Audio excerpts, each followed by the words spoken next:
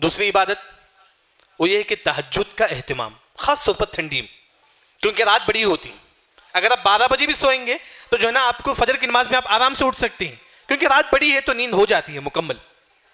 یعنی کہ خاص طور پر ٹھنڈی کے موسم میں اگر آپ تہجد پڑھتے ہیں آپ کو 2 قسم کی فضیلت ملے گی.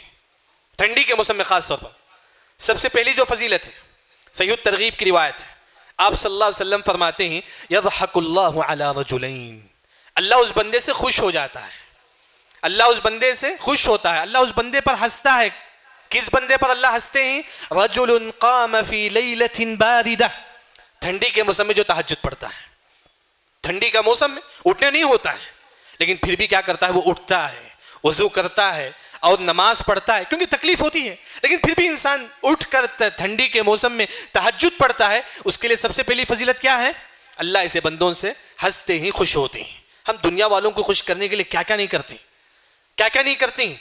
اب یجمان کو خوش کرنے کے لیے، کوئی بڑا انسان کو خوش کرنے کے لیے ہم کیا کیا نہیں کرتے. جب رب خوش ہو جائے تو پوری دنیا والے ہم سے خوش ہو جائیں گے، جب رب ناراض ہو جائے تو پوری دنیا والے ہم سے ناراض ہو جائیں گے.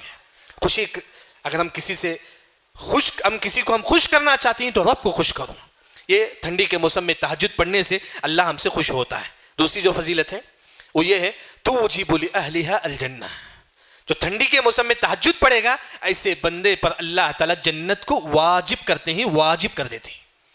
ٹھنڈی کے موسم میں تہجد پڑھنے والے 2 رکعت ہی کیوں نہ ہو، اٹھو 12 بجے یعنی تو 3 بجے 4 بجے جیسا بھی ہو سکے اٹھو، اٹھ کر جو ہے نا 2 رکعت پڑھو کم از کم.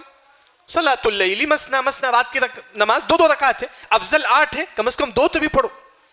اگر آپ ٹھنڈی کے موسم میں تہجد کا اہتمام کریں گے آپ کو 2 فضیلت ملے گی. پہلی فضیلت اللہ آپ سے خوش ہو جائیں گے، دوسری فضیلت اللہ تعالیٰ آپ پر جنت کو واجب قرار دیں گے.